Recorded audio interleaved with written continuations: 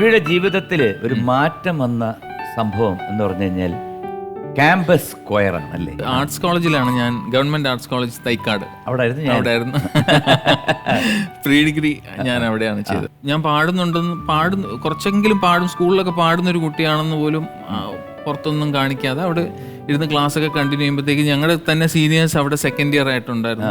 അവരെല്ലാവരും കൂടെ പിടിച്ച് ഞങ്ങൾ ഇങ്ങനൊരു സംഭവം ഉണ്ട്, നീ വന്ന് പാടിയേ പറ്റുള്ളൂ, അതൊന്നും പറഞ്ഞാൽ പറ്റില്ല, 2 ദിവസത്തെ കാര്യമല്ലേ ഉള്ളൂ എന്നൊക്കെ പറഞ്ഞു. അത് പിന്നെ എല്ലാ ദിവസവും റിഹേഴ്സലായി. ഞങ്ങൾ നേരെ താഴെ നടന്ന ആ ട്രിവാൻഡ്രം ഓർക്കസ്ട്ര ഉണ്ടല്ലോ, ചെങ്കൽച്ചൂള കോളനിക്കകത്ത് പോയി സാധനങ്ങളൊക്കെ വാടകയ്ക്ക് എടുത്തുകൊണ്ട് ഒന്ന് പ്രാക്ടീസ് അങ്ങനെ പ്രാക്ടീസൊക്കെ കഴിഞ്ഞ് 2 പാട്ട് എനിക്കും വെച്ചു. അപ്പൊ ഇതിന് പേരിടണം. അപ്പൊ നമ്മൾ ക്യാമ്പസിലെ കുട്ടികൾ തന്നെയാണ് ഇത് കീബോർഡും ഓർക്കസ്ട്ര മുഴുവൻ വായിക്കുന്നതും പാടുന്നതും എല്ലാം.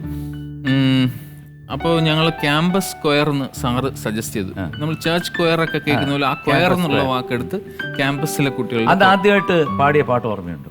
ആടി ദ്രുതപദതാളം മേളം ഋതുഗണമാടി മദകര കേളി നൃത്തം ഋതുസഖി നികരമിതാ നിരനിരയാ മദതരളം ഇതുവഴി പലകുറി സുലലിത സുമധുര നടനമിതാടി ദ്രുതപദതാളം.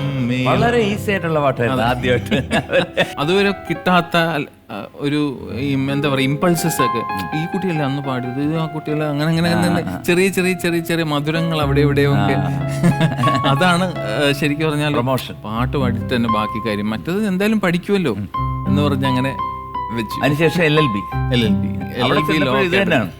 ആൾക്കാർ വിളിച്ച് പാടിക്കുക. ഞാൻ LLBക്ക് ചേരുമ്പോഴും ആദ്യത്തെ 1 വർഷം വെറുതെ ലോ അക്കാഡമിയിൽ ചേരുന്നതേ ഉള്ളൂ. വീട്ടിലിരുന്ന് ഭയങ്കരമായിട്ട് എൻട്രൻസിന് പഠിച്ച് ഞാൻ ഡോക്ടറാവും എന്ന് വിചാരിച്ച് പോയതാണ്. പക്ഷെ അവിടെയും പ്രോത്സാഹിപ്പിച്ച് പാട്ടുകാരനാക്കി മാറ്റി നിർത്തി. അജ്ഞാതമായ ഒരു ആരാധിക എവിടെയോ ഉണ്ട്, അതാരാണ്? ഞാനും എൻ്റെ സുഹൃത്ത് ഗോവിന്ദ് എന്ന് പറഞ്ഞു, ഞങ്ങൾ 2 പേരും കൂടെയാണ് ബൈക്ക് ഷെയർ ചെയ്ത്. ഒന്നിൽ ഗോവിന്ദിന്റെ ബൈക്കിൽ അല്ലെങ്കിൽ എൻ്റെ ബൈക്കിൽ കോളേജിൽ പോകും. പിന്നീട് അത് നമ്മൾ പ്രാക്ടീസ് ചെയ്യുന്ന സമയത്തും ഒക്കെ, അതായത് LLB പ്രാക്ടീസ് ചെയ്യുന്ന സമയത്തും ഒക്കെ അങ്ങനെ ചെയ്തിരുന്നു.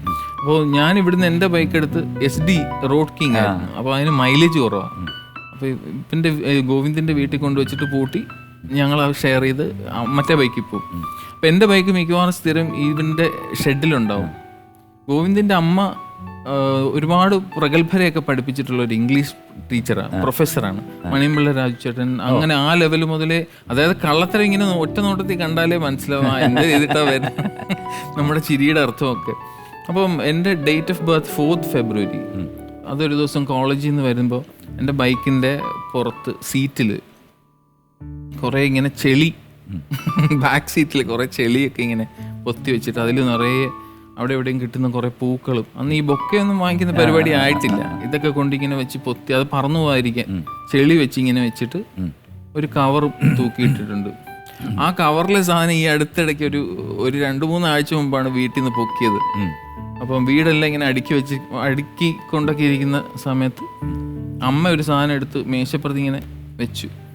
ഇത് അവനോട് ചോദിച്ചിട്ട് കളഞ്ഞാൽ മതി, ഇത് എന്ത് ചെയ്യണമെന്ന് അവനോട് ചോദിച്ചിട്ട് എന്തെങ്കിലും ചെയ്താൽ മതി. അപ്പം നോക്കുമ്പം കുറേ ഹൃദയവും പിന്നെ ഐ ലവ് യു അത് ഇങ്ങനെ പച്ചക്ക് എഴുതിയിരിക്കുക, എല്ലാം പ്രണയം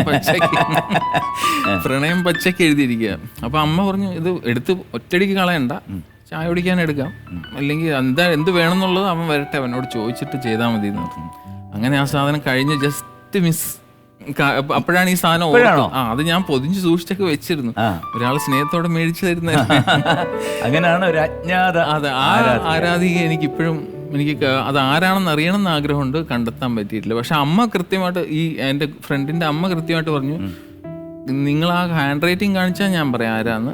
മിക്കവാറും ഞാനിവിടെ ട്യൂഷൻ എടുക്കുന്ന ഏതെങ്കിലും ഒരു കുട്ടിയായിരിക്കും. പക്ഷെ ഞങ്ങളങ്ങനെ കൊലയ്ക്ക് കൊടുത്തില്ല, തുണ്ടോടുകൂടി. എന്തായാലും ആ അജ്ഞാത പ്രാണസഖിക്ക് വേണ്ടി ഒരു പാട്ട്. അജ്ഞാത സഖിന്ന് എടുത്തു പറഞ്ഞുകൊണ്ട് ഈ പാട്ട് തന്നെ വരുള്ളൂ. അജ്ഞാത സഖി ആത്മസഖി അനുരാഗ നർമ്മദാ തീരത്തു നിൽപ്പു നീ ആകാശ പുഷ്പങ്ങൾ ചൂടി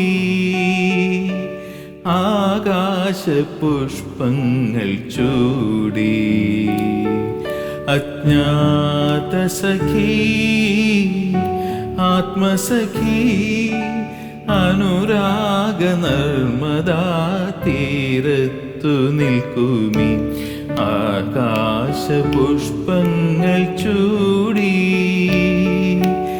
ആകാശ പുഷ്പങ്ങൾ ചൂടി. ഇത് LPR വർമ്മ സാറിൻ്റെയാണ്. അതെ അതെ അതെ അതെ. Great composition. എന്തായാലും ആ അജ്ഞാതസഖി ഇത് കേൾക്കട്ടെ. ചിലപ്പോൾ ഇപ്പം 5-6 പിള്ളേരൊക്കെ ആയിട്ട് എവിടെയെങ്കിലും ഒക്കെ ആയിരിക്കും.